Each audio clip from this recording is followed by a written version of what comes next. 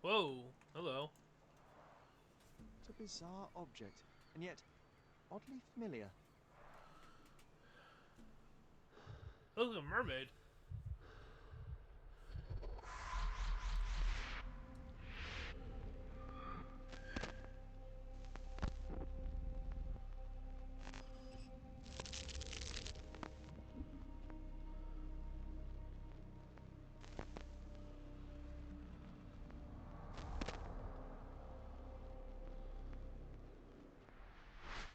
Did you just remember something? Yes. A room full of curiosities and artifacts. I think I can find it in the manor. Sherlock. So, you continue to pursue the imaginary. I had hoped you might have got all this out of your system by now. Mycroft, what are you doing here? Get out of my house. It's my house, actually. I've come to bring you back. I have no interest in returning, let alone with you. I know you lied about Mother all these years, claiming she was merely ill, but she was unstable. She never had tuberculosis. She was not recuperating, but mentally deteriorating, and you never once thought to tell me. How dare you? I shall not indulge this petulant tantrum. You can just tire yourself out and then slink back to London with your tail between your legs. Just tell me everything. I'm an adult now. Show me the basic courtesy of an explanation. You know I will find out eventually. The goal was stability, and that's what you got. The right thing for everyone was to try and move on from her passing. The consequences of one's actions determines what is right or wrong. Yes, exactly. The ends justify the means. After leaving Cordona, Sherlock, you had a normal childhood.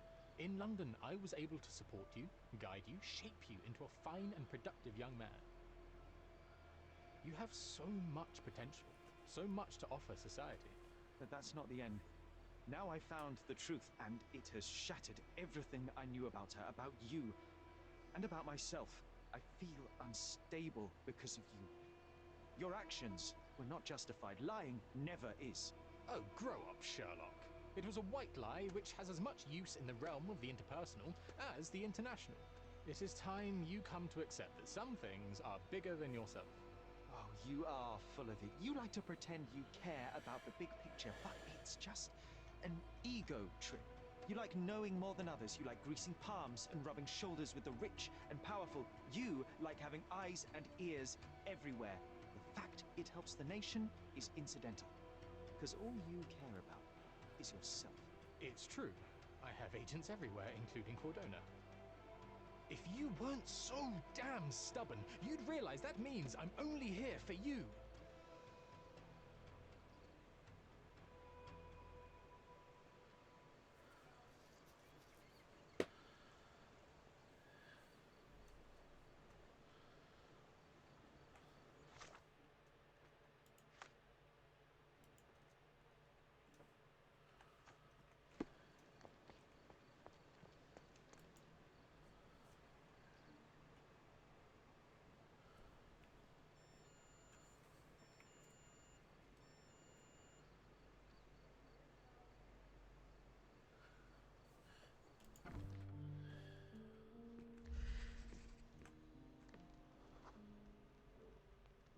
I remember returning home with a pair of perfect sticks. We wanted to turn them into training swords. Oh, that's right. We stood there, frozen, staring at something huge in the main hall.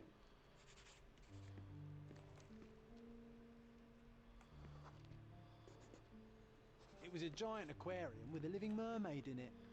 Impossible, it must have been something else. Oh, of course, that mortifying hoax presently taking up space in our front yard. Well, fine. Your memory's better than mine. But I'm sure we started examining it immediately. And someone else was around too.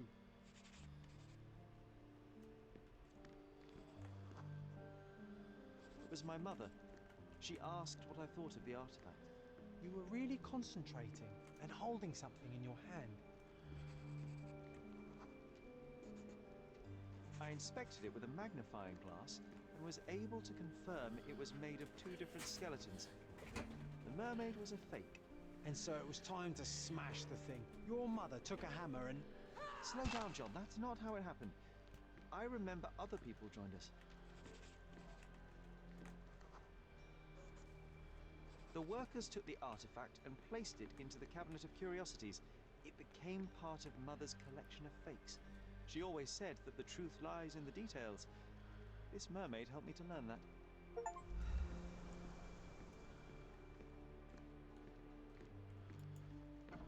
Ah yes, my mother's studio. She was an authenticator, and this was her Cabinet of Curiosities. I never saw the point. What does it matter if some artifact is real? Another or not? fake Holy It still Grail. exists. Its owner claimed to be the heir of King Arthur. Scarcely believable. He also insisted a deadly rabbit was hunting him. One of the most ridiculous fakes I ever saw.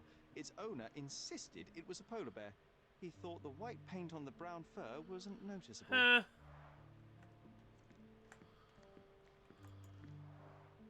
Mother said this was among the hunting trophies of a Scottish Viscount.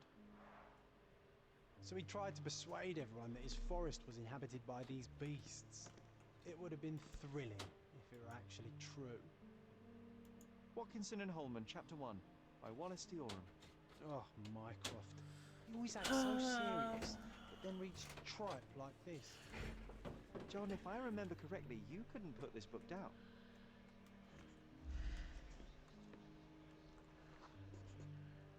I remember this cozy blanket. It was perfect for... Wigwam! Oh, that was a joy to build them. Imagining ourselves as wayfarers on the other side of the world.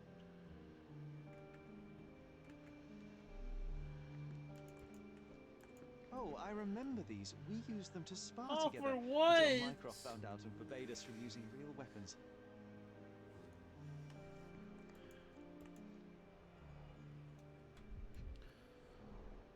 So many calling cards. Mycroft liked to keep useful people at hand.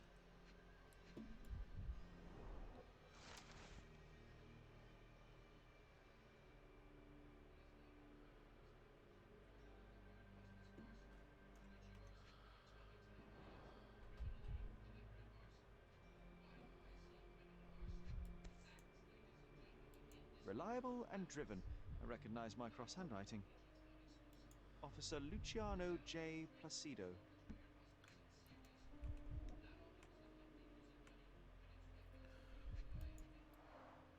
This drawer was always closed. Only Mycroft knew how to open it. I remember we tried to break it open and spy on him, but alas, had no success. Maybe today's the day. Oh, Sherry.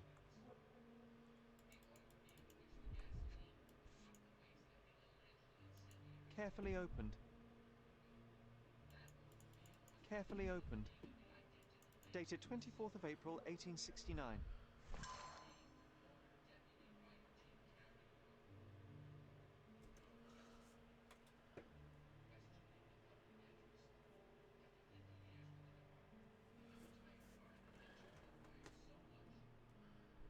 Huh.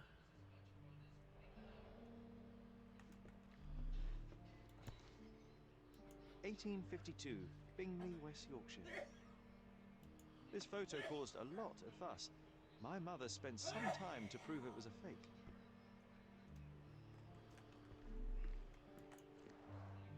Look, it's Roger. This jolly old man's well preserved. Even looks refreshed.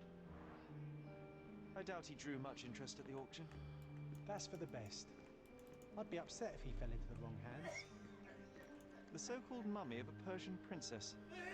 The defrauders did good work, but missed one small detail. It's the mummy of a man.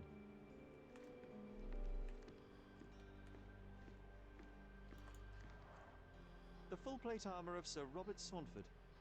I was told my father won it in a wager. Armour is armour, but look at his sword. Oh, how badly I wanted to wield the blade. Maybe... Sounds.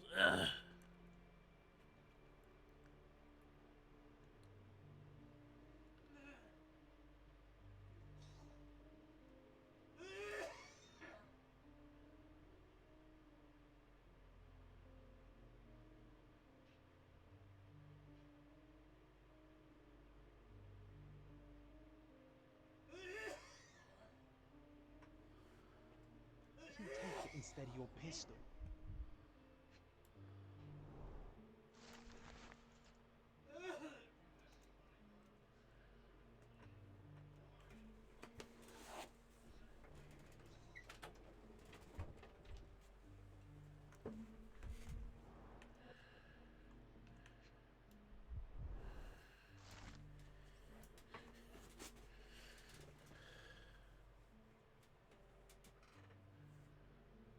Clearly, it was deliberately torn. I wonder why someone would do that. The Tulpa, Studies in Tibetan Mentalism. An impressive number of bookmarks. Someone was rather obsessed with this subject. I'm starting to remember something.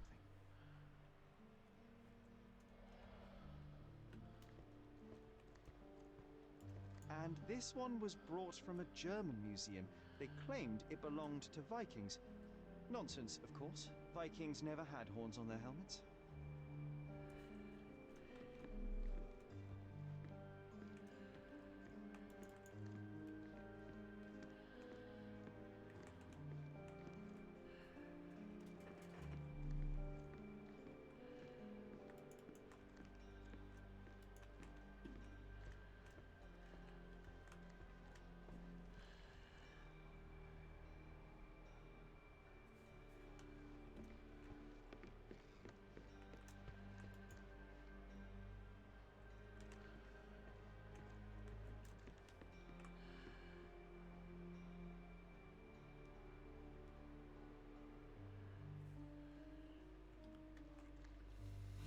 Hmm.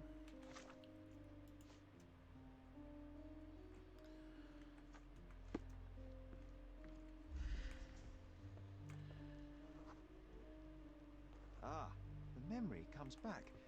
We snuck about watching him. He closed the drawer and went to the hall. We were like two shadows crawling behind him.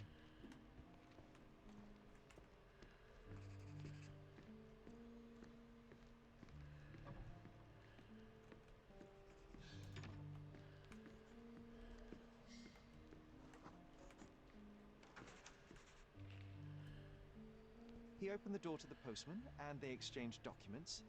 If it was a real postman, of course.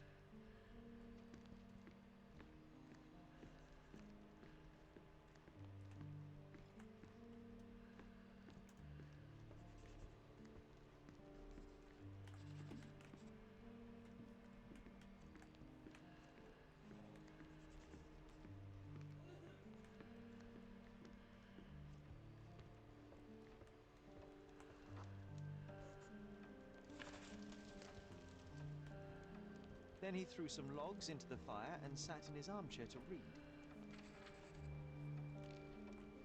It's as boring now as it was then. I'm sorry, Sherry, but I think that's it. Wait, John, we never use the fireplace in the mornings. What if...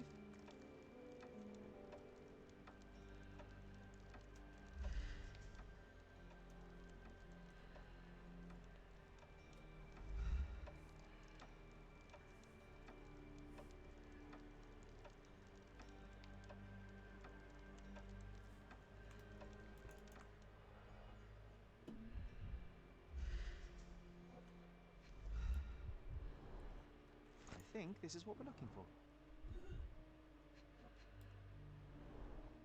A bit of juniper in the fireplace created a soothing atmosphere. It's the little things, isn't it?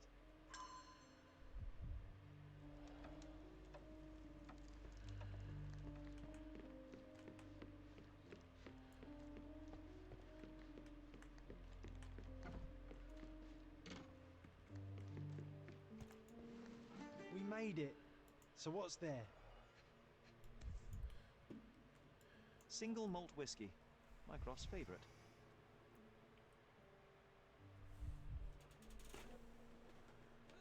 Gifted by Queen Victoria herself. Huh. The bestest boy. Otto Richter.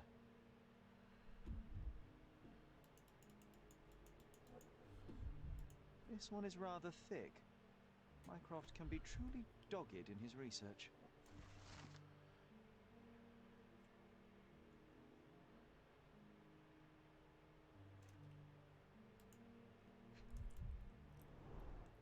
dossiers on the most influential people on Cordona. Mycroft always had a habit of building files on everyone he met. Huh.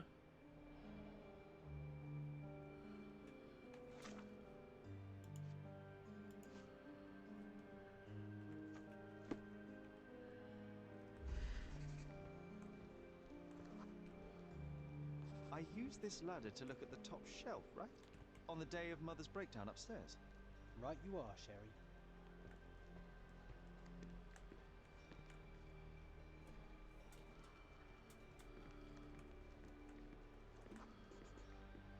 We heard a noise.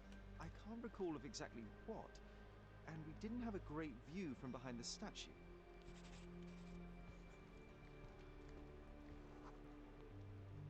Books and papers from the table somehow ended up on the floor. Now it's coming to the surface. I feel it.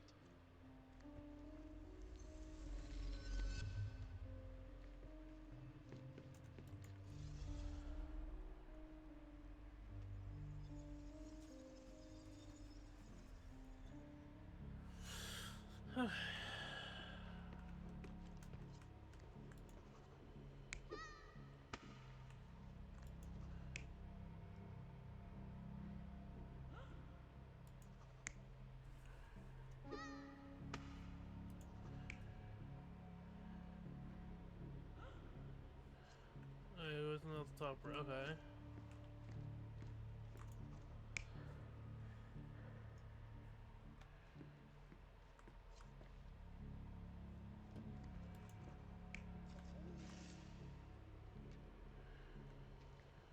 Minecraft. Okay, yeah, that didn't happen. Okay, well, obviously that one. Come on, Sherry. Let's go outside. Wait. Did you hear that? Come here, Sherry. You call this progress? Charlatan, amateur. I'm not letting you anywhere near my mother again. So there was a quarrel between them.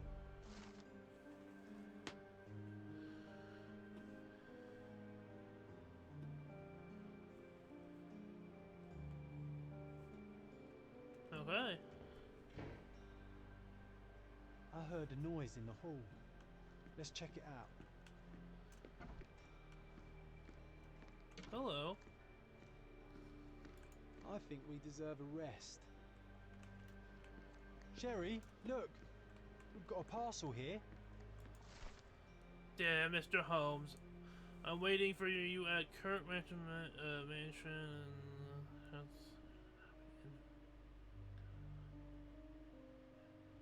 Come, hey, if convenient, come anyway. VV. Set your appropriate outfit. Okay. An invitation that comes with a mask. We can't miss this, Sherry. Goody.